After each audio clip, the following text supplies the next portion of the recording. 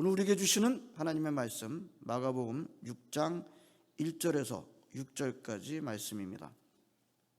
예수께서 거기를 떠나사 고향으로 가시니 제자들도 따르니라. 안식일이 되어 회당에서 가르치시니 많은 사람이 듣고 놀라 이르되 이 사람이 어디서 이런 것을 얻었느냐? 이 사람이 받은 지혜와 그 손으로 이루어지는 이런 권능이 어찌 됨이냐? 이 사람이 마리아의 아들 목수가 아니냐? 야고보와 요셉과 유다와 시몬의 형제가 아니냐? 그 누이들이 우리와 함께 여기 있지 아니하냐? 하고 예수를 배척한지라. 예수께서 그들에게 이르시되 선지자가 자기 고향과 자기 친척과 자기 집 외에서는 존경을 받지 못함이 없느니라 하시며 거기서는 아무 권능도 행하실 수 없어 다만 소수의 병자에게 안수하여 고치실 뿐이었고 그들이 믿지 않음을 이상히 여기셨더라. 아멘. 베트남에 제 친구가 있어요. 한국을 갔다 왔는데 2시간 일찍 이제 베트남으로 돌아갔기 때문에 이제 스스로 자가 격리를 했어요. 만약에 이제 2시간 좀 늦게 갔더라면 몽땅 다 강제 자가 격리 상태에 들어왔을 터인데, 아무튼 이 이제 친구 목사가 철저하게 이제 집에서 있는 겁니다.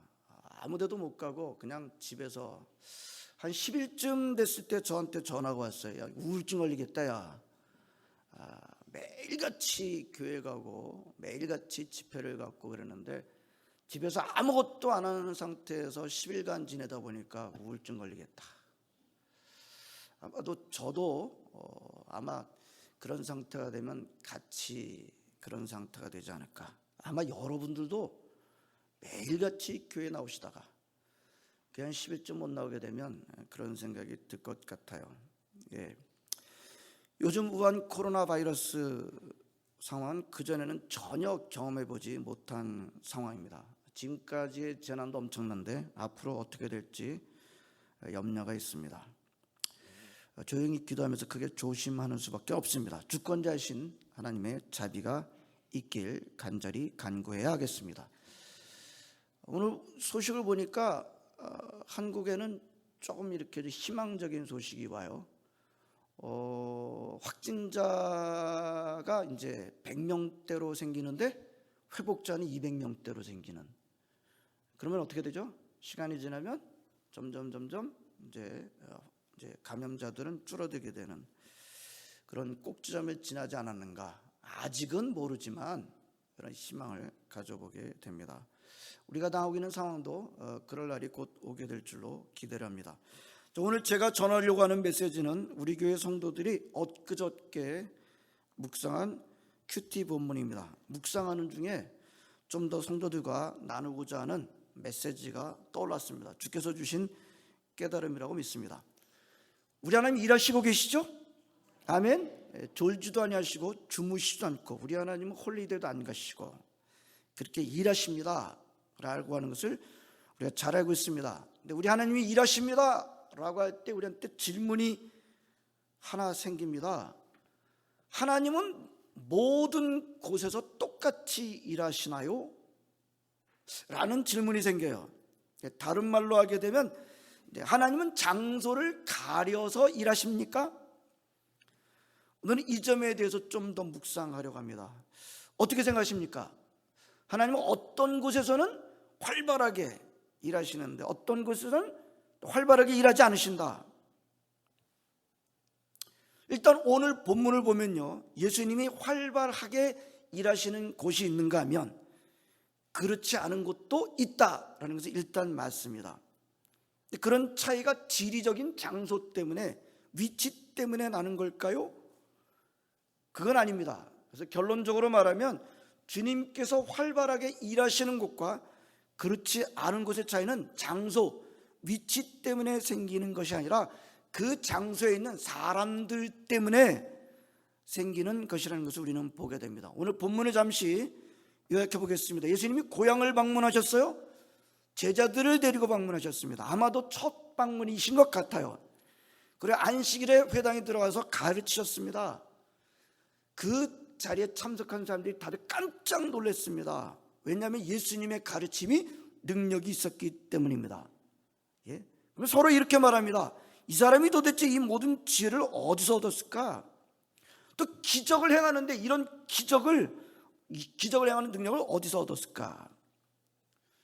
여러분, 예수님의 고향 사람들이 적어도 두 가지를 인정을 했습니다. 예수님의 지혜와 예수님의 행하신 기적. 자기네들이 보고 눈으로 보고 듣고 있습니다. 그것이 사실인 것으로 확인했습니다. 인정했습니다. 근데 거기서 끝나지 않았어요. 뭐라 그러죠? 이 사람은 마리아의 아들 아니냐? 목수가 아니냐? 이 사람의 형제들이 우리가 같은 동네에 같이 지내고 있는 야고보, 요셉, 유다, 시몬이 아니냐? 그리고 여동생들도 우리가 같은 동네에서 살고 있지 않느냐? 라고 말합니다. 반응은 또 거기서도 끝나지 않았어요. 그런 말을 하고 난 다음에 3절을 보게 되면 예수를 배척한지라 라고 되어 있습니다. 영어 성경은 이 문장을 대체로 They took offense at him, 무슨 그들은 예수를 공격했다라고 번역을 했습니다. 의문이 들잖아요. 이 부분에서 아니 왜 예수님의 고향 사람들이 예수님을 배척하는 거죠? 영어 성경은 왜 그들이 예수님을 공격하는 거죠? 예수님이 그들한테 무슨 해를 끼쳤나요? 손해를 끼쳤나요? 재산적인 손해를 끼쳤나요? 전혀 그렇지 않습니다. 예수님이 고향 가셔서 안식일에 회당에 가셔서 사람들을 가르치신 것뿐입니다. 사람들은 그 예수님의 가르침에 놀랐고 예수님이 하신 기적을 들었습니다. 그 가운데는 예수님이 하신 기적을 눈으로 본 사람도 얼마든지 있습니다. 다시 말하면 예수님은 그들한테 해를 끼치는 게 아니라 유익을 끼치고 계십니다. 그런데요, 고향 사람들이 예수님을 배척했다는 거예요? 예수님을 공격했다는 거예요? 이해가 잘 가지 않습니다. 근데 그렇게 하는 이유를 보면 더 신기합니다. 예수님의 직업과 가정 배경과 출신 가지고 예수님을 무시하고 배척했던 것입니다. 그 사람 목수 출신 아니야? 무슨 의미입니까? 별 볼 일 없는 사람이잖아. 그 집안도 다 그렇고 그런 집안 아니야? 특별한 집안이지 아니잖은가? 그 형제들 자매들 똑같이 우리 동네 같이 지내고 있는 사람들 아니야? 이렇게 하면서 예수님을 배척한 그들에게 예수님은 그 당시에 있었던 속담을 가지고 말씀하십니다. 선자가 자기 고향과 친척과 자기 집 외에서는 존경을 받지 못함이 없다. 그래서 예수님 그 고향에서 그저 몇 명만 안수해서 고쳐주시고는 아무런 기적을 행하시지 않았다. 그래서 예수님 그 자리를 떠나시는 것을 보게 됩니다. 그리고 예수님조차도 고향 사람들이 안 믿는 것을 놀라 하신 것으로 오늘 본문은 마무리하고 있습니다. 자, 여기서 우리 첫 번째 앞에서 던진 질문을 다시 한번 생각해 볼까요? 예수님의 능력은 장소에 따라서 있기도 하고 없기도 하는 걸까요? 고향에서는 예수님의 능력이 없어진 걸까요? 예수님은 장소에 따라 전능하시기도 하지만 또 무능하시기도 하고 그러는 겁니까? 그렇다면 예수님은 뭐 장애가 좀 있으신가요? 결코 그렇지 않습니다. 오늘 5절을 보면 거기서는 아무 권능도 행하실 수 없어라는 말씀은 예수님이 기적을 못 일으키셨다, 능력이 없어서가 아니라 기적을 안 보여주시기를 선택하셨다는 뜻입니다. He chose not to exercise his miraculous power. 할 능력이 없으셨기 때문이라 하려고 하지 않으셨던 겁니다. 왜요? 고향 사람들이 믿지 않았기 때문입니다. 여기 이제 많은 사람들이 이 부분에서 이제 이렇게 말을 하실 분들이 계실 것 같아요. 아니 그러니까 그런 경우라면 더욱더 그래 못이 빳빳한 고향 사람들이 아무 소리도 못하게 그들 앞에서 멋지게 뭔가를 더 확실하게 보여줬어야 하지 않나요? 그래야 그들이 믿게 되지 않았을까요? 여러분들은 이런 생각을 해보신 적이 없으신가요? 누가 여러분을 겉모습 보고 무시하는 겁니다. 여러분들 출신을 보고 무시하는 겁니다.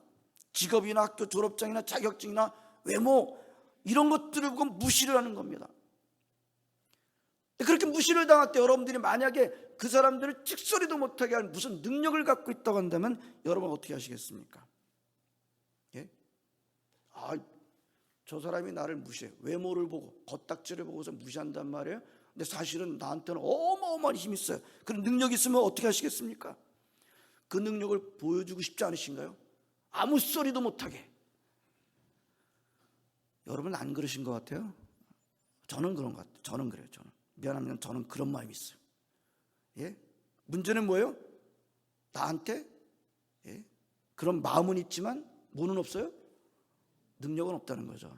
마음은 있는데 능력이 없어요. 그래서 한편으로는 감사합니다. 하나님 감사합니다. 힘 있고 능력 있으면 나를 무시하는 사람들 아주 그냥 박살낼 텐데 저를 힘이 없게 하셔서 그렇게 못하게 하시니 감사합니다. 아마도 많은 분들이 저랑 비슷하지 않겠는가 생각합니다. 고향 사람들이 무시를 해요. 아무 말 못하게 그 앞에서 능력을 보여주시면 아이쿠 하고선 사람들이 쫙 엎드리지 않을까요? 그런데요, 여러분들 성경을 보게 되면 그런 생각은 누가 하는 생각이었어요? 마귀가 하는 생각이었어요. 기억나시나요? 예수님이 받으셨던 두 번째 시험이 뭔지 기억하십니까? 예? 무슨 시험이었어요? 예수님이 당하셨던 두 번째 시험이 성전 꼭대기로 데려가서는 떨어져라. 그러면 마귀가 뭐라 그랬어요? 기록되었을 때 성경 말씀을 인용하면서 거기서 떨어지게 되면 시편 말씀이 뭐라고 돼 있어요? 천사들이 너를 받아줄 거야 라고 그렇게 성경에 기록되어 있잖아. 네가 하나님의 아들이라면 높은 데서 뛰어내려봐. 너를 받아줄 거야 천사들이. 그렇게 되면 어떻게 할 거야? 사람들이 너를 멋있다라고 환호성 치고 박수 쳐줄 거야. 그렇게 해봐. 성경에 써있기도 하잖아. 이게 마귀가 한 시험이었던 것을 기억하십니까? 근데 예수님 그렇게 하지 않으셨어요? 여러분 예수님은요 살아생전에 수많은 기적을 일으키셨지만 그 기적을 단 한 번도 자기를 위해서 퍼포먼스로 하신 적은 없으십니다. 여러분 예수님이 보여주시는 기적은요 퍼포먼스가 아니셨어요. 자신의 영광을 위해서 그렇게 그 자신의 영광에서 보여주시려는 그런 이적으로 행하지 않으셨습니다. 우리 사람들과는 이 점이 달라요. 우리는 뭔가 능력이 좀 있으면 말이죠 나를 크게 보여주려고 뭔가를 보여주려고 우리는 골몰할 때가 많은데 예수님은 그러시지 않으셨습니다. 예수님이 이적을 보여주시고 능력을 행하신 것은 다 하나님의 나라를 우리로 하여금 부분적으로 맛보게 해주시기 위함일 뿐만 아니라 하나님의 영광을 위해서 하셨던 것입니다. 그러므로 예수님이 행하셨던 기적은 그 종착점이 아니에요. 예수님의 능력은 종착점이 아닙니다. 하나님의 나라와 하나님의 영광이 최종적인 종착지 목적이었던 것을 우리가 알고 있습니다. 예수님은 하나님께 영광이 되고 하나님의 나라를 세우는데 필요하다라고 판단될 때만 기적을 행하셨습니다. 자신의 영광을 위해서는 하지 않으셨어요. 복음서를 잘 보시기 바랍니다. 이적을 본 사람들이 어떻게 했어요? 예수님을 붙잡고 임금 삼으려고 했을 때 그때 예수님은 어떻게 하셨어요? 그 자리를 피하셨던 것을 보게 됩니다. 그리고 예수님이 자신이 귀신을 내쫓아 주신 후에 하나님 아버지께 영광을 돌리라 그랬어요. 군대 귀신 들린 자 가서 주께서 너를 어떻게 고쳐주셨는지 말하라. 그 친구가 예수가 어떻게 고쳐줬다고 말했던 것을 우리는 보게 됩니다. 그날 고향 사람들 앞에서 뭔가를 보여줬다면 그 고향 사람들이 예수님 앞에 무릎을 꿇을 수 있었을 것입니다. 예수님은 그렇게 하지 않으셨어요. 왜일까요? 가장 좋은 대답은 적어도 그렇게 하는 것이 하나님께 영광이 되지 않으신다고 판단하셨기 때문일 것입니다. 여러분 십자가에 달리셨을 때 얼마든 내려오실 수 있으셨습니다. 내려오실 능력이 없으셔서가 아니라 내려오실 수 있으셨어요. 사람들은 비웃었잖아요. 우리들을 구원하기 위해서 왔는데 우리들보다 먼저 죽는다. 이 얼마나 바보 같은 것인가. 십자가 사건은 바보 사건이에요. 그럴 때 예수님께서 십자가에 달려있는 그 못을 아주 멋지게 뽑아내시면서 유유하게 내려오실 수 있으셨어요. 그랬다고 한다면 사람들이 껌뻑하고 그 앞에서 무릎 꿇고 그랬겠죠. 그러나 그랬다고 한다면 하나님은 우리들의 죄를 씻어주시기 위한 하나님의 구속사에게 몽땅 다 물거품이 되고 말게 되는 것입니다. 여러분 예수님은 능력이 없으셔서가 아니라 마음이 없으셔서 능력을 행하시지 않은 것입니다. 성도 여러분, 무엇이 예수님으로 하여금 능력을 베푸시고 싶어하는 마음을 사라지게 만들까요? 무엇이 우리 인생 가운데서 주님이 주시는 기적을 경험하지 못하게 만들까요? 하나님께서 우리한테 기적을 베풀어 주시기를 싫어하시기 때문입니까? 아닙니다. 예수님 그 고향에 가셔서 기적을 베푸실 마음을 충분하게 갖고 계셔, 얼마든지 준비되신 마음으로 가셨어요. 근데 왜 거기서 기적이 안 일어났다고요? 고향 사람들이 예수님으로부터의 기적을 기대하지 않았던 겁니다. 예수님으로부터 바라지 않았던 겁니다. 더 깊이 들어가면 예수님이 인정하지 않았던 겁니다. 예수님이 누구신지를 알고 싶어 하지도 않았던 겁니다. 성도 여러분, 우리가 주님이 주시는 기적을 못 보는 이유에 대해서 우리 주님이 안 보여주시기 때문이 아니라 오늘 성경이 이렇게 말씀하고 있습니다. 주님으로부터 기적을 기대하지 않기 때문이다. 궁극적으로 예수님이 누구신지를 모르고 예수님을 믿지 않기 때문이다 라고 말씀하고 있습니다. 우리 시든영락교회는 예수님으로부터 기적을 기대하지 않는 그런 고향 사람들 같은 분은 아무도 없으시기를 진심으로 바랍니다. 두 번째, 근데 고향 사람들이 예수님을 인정하지 않은 요인이 뭐였어요? 앞서 잠깐 살펴봤습니다만 뭐 때문에 그랬어요? 선입견 때문에. 선입견 때문에 예수님을 제대로 보지 못했습니다. 팩트, 사실이 없었나요? 무슨 말입니까? 사실이 있었습니다.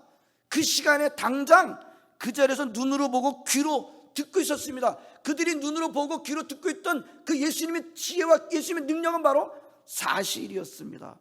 근데 기가 막힌 일이 일어나요. 왜요? 사실이 사라지고 맙니다. 왜 그랬어요?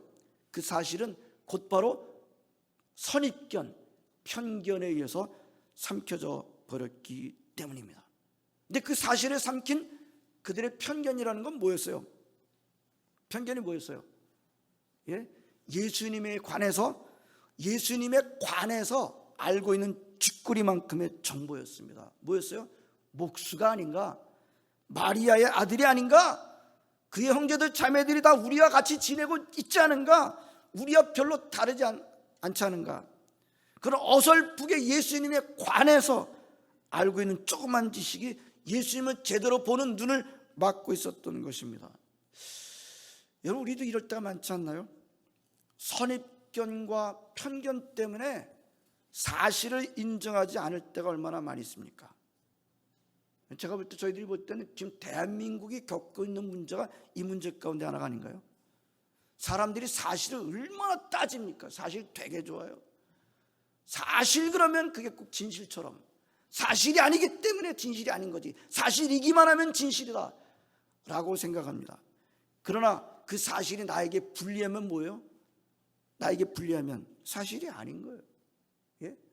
유리하면 사실, 불리하면 사실도 사실이 아니다. 여러분 보십시오. 오늘 예수님의 고향 사람들이 지금 그렇게 하고 있어요. 그들은 그 자리에서, 당장 그 자리에서 예수님의 지혜와 능력을 지금 보고 있습니다. 그게 사실입니다. 근데 그 사실은 곧바로 뒤로 사라지고 말았어요. 그리고 선입견과 편견이 전면에 나서고 있습니다. 여러분, 사실이 부족해서 사람들이 안 믿는 게 아니에요. 사실은 충분합니다. 이스라엘 백성들이 이적이 모자라서 하나님의 능력을 체험하지 못했나 10가지 재앙과 홍해를 바다로 건넌 사건이 바로 얼마 전인데도 불구하고 그들은 믿지 않았던 것을 보게 됩니다. 성경 전체를 볼 때 사실이, 능력이 부족해서 우리 못 믿는 것이 아니었습니다. 사실은 충분합니다.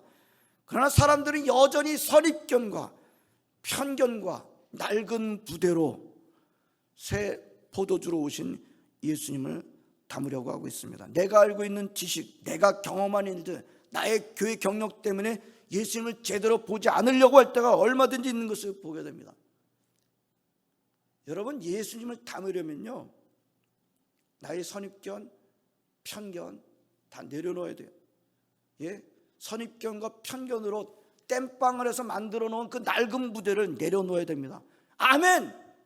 으로 촘촘하게 짜여진 새 부대를 준비해야 새 포도주로 오신 예수님을 담을 수가 있는 것입니다.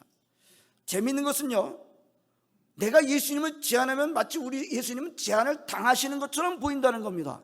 오늘 본문을 보십시오. 사람들이 예수님을 제안하니까 예수님이 능력을 행하시지 않았어요. 이 고향 사람들한테는 그런 예수님이 무능력하게 보였을 것입니다. 그런가요? 예수님이 무능력하신가요?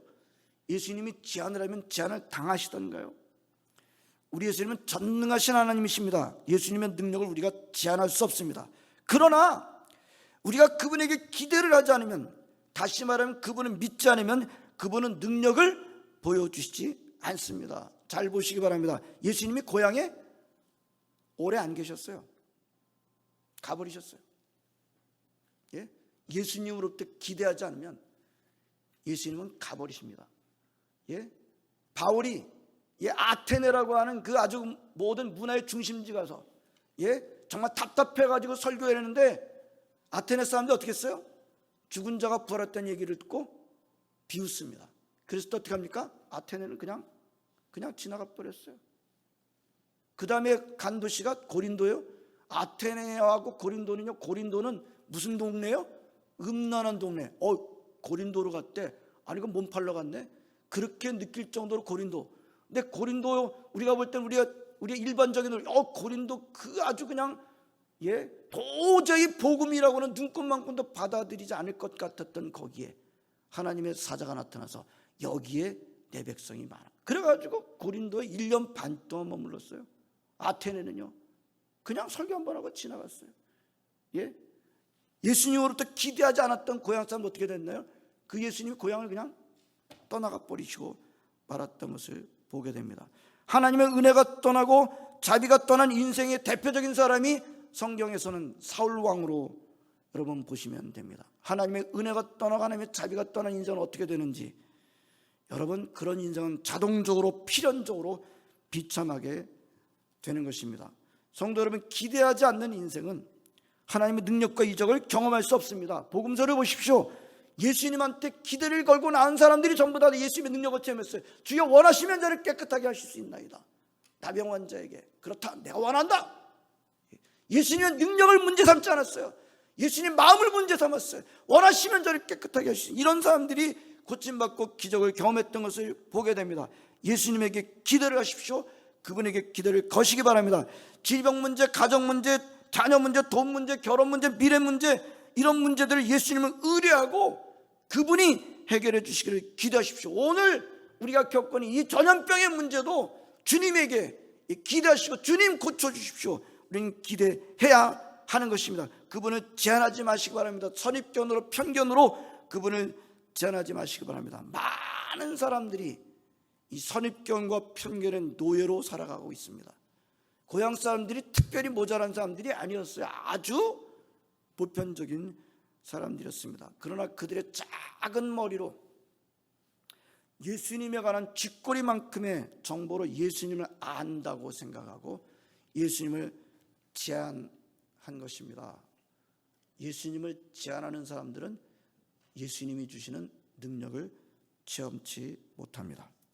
저는 우리 시대인 영락교회 성도들은 예수님으로부터 많은 것을 기대하는 하나님의 자녀가 되기를 위해서 계속해서 기도하고 있습니다. 그분을 의지하시기를 기도하고 있습니다. 그분이 일을 하시도록 기대를 가지시기 바랍니다. 그분을 의지하시기 바랍니다. 그분을 믿으시길 바랍니다. 아멘 하시기를 바랍니다. 그러면 그분이 능력을 나타내 보여주실 것입니다. 그분이 일했다고 한다면 하나님 크게 일을 하세요. 왜요? 그분은 하나님이시기 때문에. 따라서 할까요? 주님의 권능은 기대하는 곳에서 일어난다. 주님의 권능은 아멘 하는 곳에서 일어난다. 아멘. 아멘. 아멘 하심으로 말미암아 주님의 능력을 체험하시고 사시는 저 여러분들 되시기를 진심으로 바랍니다. 기도하시겠습니다. 하나님, 저희들 지금 주님의 전에 있게 하심을 감사드립니다. 하나님 아버지, 오늘 주의 말씀을 들으며 우리가 고향 사람들 같이 우리가 갖고 있는 아주 조그만 경험과 지식으로 하나님 예수님을 제한하지 않도록 인도해 주시길 원합나이다. 그분을 의지하고 그분으로 또 오는 것들을 우리가 감사하며 아멘으로 받는 저희들 되게 해주시길 원합나이다. 우리 주님께서 놀라운 이적으로 저희들을 인도해 주실 줄을 믿습니다. 예수님의 이름으로 기도합나이다. 아멘.